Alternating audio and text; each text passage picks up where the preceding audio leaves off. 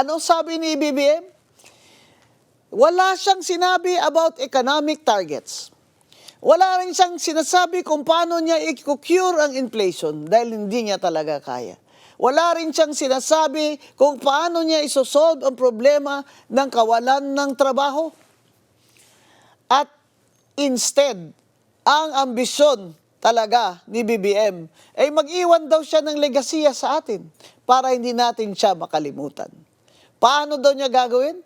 Ito ang dalawang future projects na nasa ulo ni BBM at pinapanaginip niya. Pinapanaginip niya na magtatayo siya ng nuclear power plant uli, kagaya ng ginawa ng kanyang amang si Ferdinand Marcos. Naalala niyo ba yung Bataan Nuclear Power Plant na pinag-uutangan din ng Pilipinas para itayo yun? Natapos po yun, pero hindi nag-operate. Dahil sa takot nila na baka mag-nuclear leak kagaya ng Chernobyl noon. Kaya in 1984, it was also closed. So, tuloy-tuloy po ang bayad ng Pilipinas. Tuloy-tuloy po ang bayad natin noon para dyan sa Bataan Power Plant na yan ni Marcos Sr. Ngayon gusto na naman gawin ni BBM. Ang power lang naman na hinihiling namin sa iyo, BBM, ay ang power sana ng trabaho at hustisya. Yan po talaga ang hinihiling namin sa iyo, hindi po power plant. Isa pang gusto niya. At ito mga kababayan, ang talagang hindi ko na-carry ito. Gusto ni BBM magpatayo ng rocket ship port kasama daw ng Korea.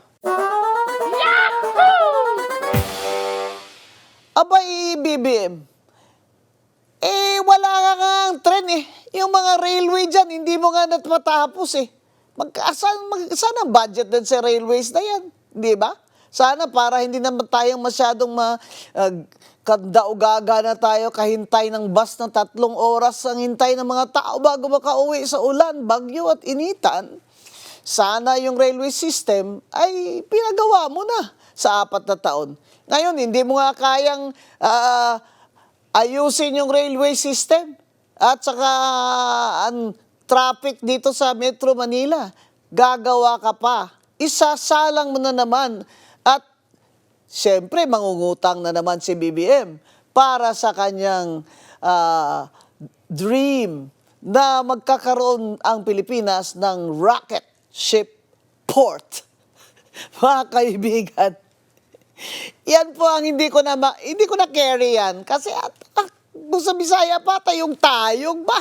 Parang ang taas-taas na talaga ng lipad ni BBM, di ko na siya maabot sa ang high na po ng goal mo, BBM.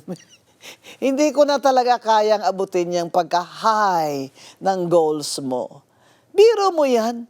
Sa utang ng Pilipinas na ginawa ni BBM ng 19 trillion, ay magbabayad ngayon tayo isa-isa at estimate of around 170,000 pesos bawat Pilipino, pati mga sanggol. 19 trillion mga kababayan, hindi pa siya tapos. Mangungutang pa uli si BBM para ipatayo niya ng rocket ship port at ipatayo niya ng nuclear power plant na magiging white elephant na naman at kung saan, syempre, magiging source na naman ito ng mga kickbackan.